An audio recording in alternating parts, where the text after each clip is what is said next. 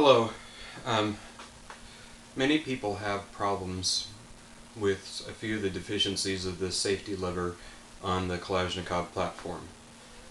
It wasn't a perfect system 60 years ago when Kalashnikov developed it, and he agrees with me on that point because he and his company have changed and improved it.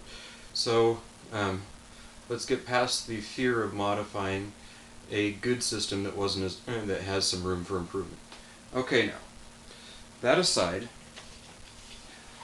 Kalashnikovs have a few basic problems with their safety. One, it's not ambidextrous.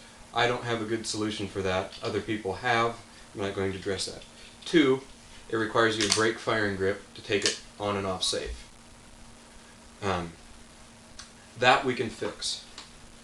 Three, some of them are so out of spec that they require an immense amount of effort to take them off safe, or they're so loose that they fall onto fire on their own. That's easily fixable. And the last one is that operating the bolt requires you to take it off of safe, which means loading and unloading has to be done in a relatively unsafe manner. So, let's address these one at a time. Elegant Design says a design is perfect when there's nothing left to add or remove. I don't have a perfect solution, but I have a significant improvement that requires very little expense and effort, and can be done with very little skill. Less if you want to spend $85. So that is simply adding a finger tab so that you do not have to break firing grip. So, first of all, let's address people who think they need to run around without their safety on in order to not have something to fumble with. You're endangering everybody for no reason. You're telling me you don't have time to do this.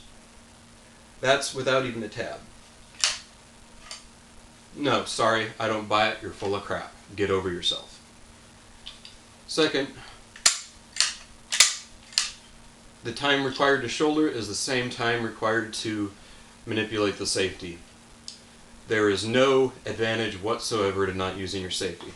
So this tab, Krebs will sell one for about $85. You can buy a kit from AK Builder or Cobra 76-2 for about $12 that requires you to rivet to your existing safety.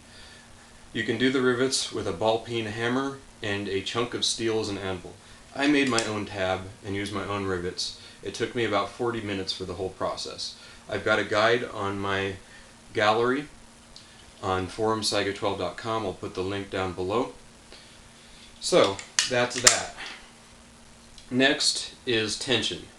Do not do like Iraqi veteran 888 says and take this out and stick it in your vise and beat on it with a hammer. That's stupid. Almost all of his Saiga 12 based advice is just wrong, and if not the worst way to do it, very close to it, especially his gas system stuff. Otherwise, great guy, I like his videos. So, how do you solve this? Lift your safety past your safety stop. Support the pivot point with one hand, pry outward on the lever with the other one until you get the right tension, or inward as the case may be.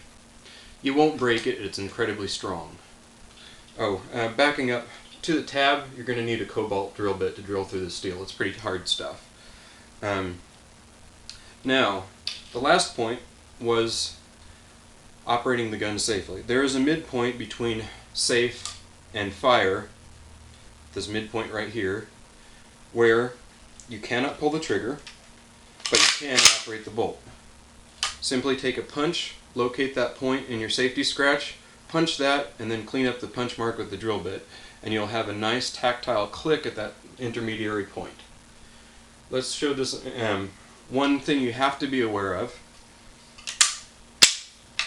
is if your hammer has been released and you're in the midpoint, the hammer will block operation of the bolt.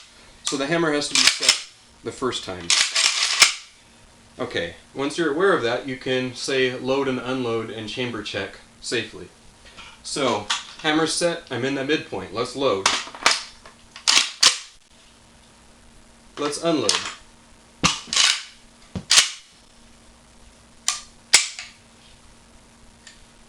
Big improvement, no disadvantages. That's really all you need to know.